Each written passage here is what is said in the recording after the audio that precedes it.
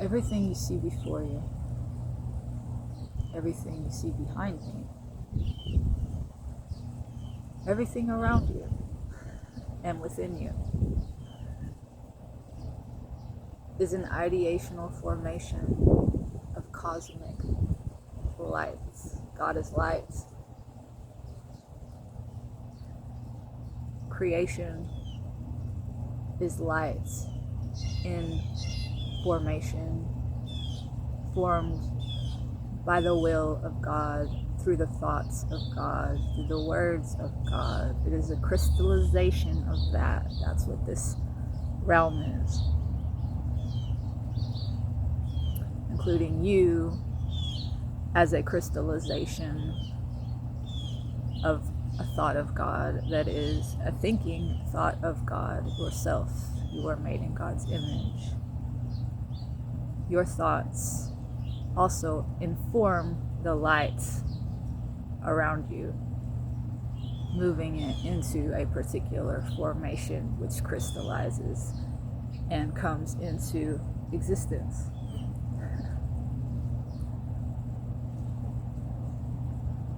And it has a vibration. Your creations have a vibration, and they sympathetically vibrate with other creations and attract those vibrations, those things, those people, those events through the harmonic phenomenon known as sympathetic vibration. This is how we co-create this world. When we choose through our free will to do that using our small minds and our ego, we get a world that is out of alignment, out of harmony with God's plan, and we experience chaos and dis-ease and discomfort and suffering, and that is what is happening in the world.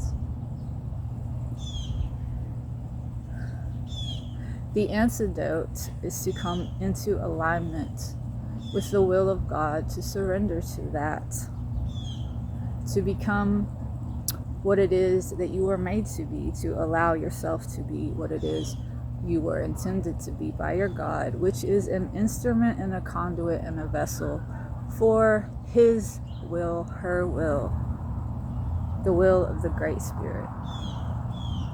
When you do this, information as directed by the thoughts and will of God flows through you, directly impacting the world around you, and at this moment you become a miracle worker, a realized child of God, a magician.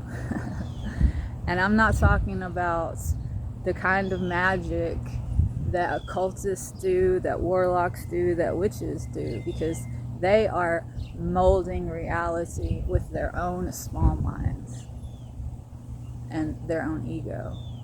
That is the world you see around you. It's being done with music, with movies, through predictive programming, through an understanding of our psychology and our nature, and how energy and vibration flows and coalesces and attracts and forms this material existence. The people who have control of media, of entertainment, of the government, of the resources, they understand this and they're using it to their advantage, they think.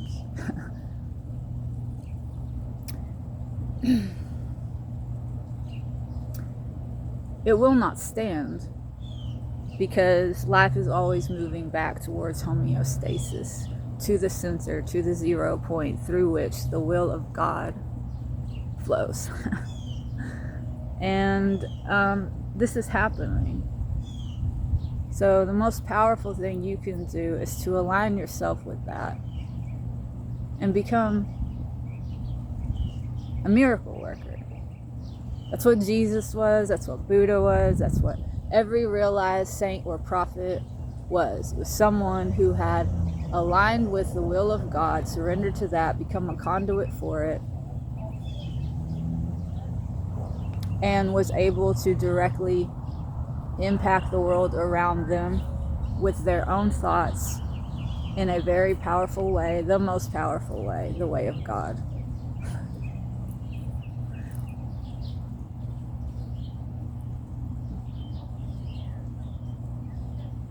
It's all magic. Magic is just that which is happening.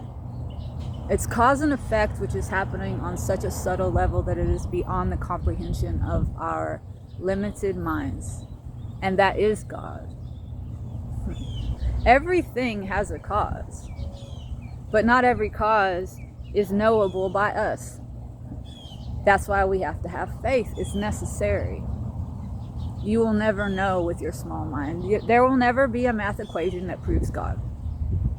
God is a living word. God is always moving and flowing and evolving. God's not going to sit still for you in a science lab and let you poke and prod him. And what you're really doing is poking and prodding your own limited minds. So let's surrender. Let's step into our greatness, which is God's greatness. Let's allow God's greatness, because it's happening, it's coming. If you don't surrender to it, you will suffer, and it's not a punishment. It's a result of a natural consequence, cause and effect. So, what is it that you want to experience? Bliss, beauty, freedom, love. That's the easiest thing of all.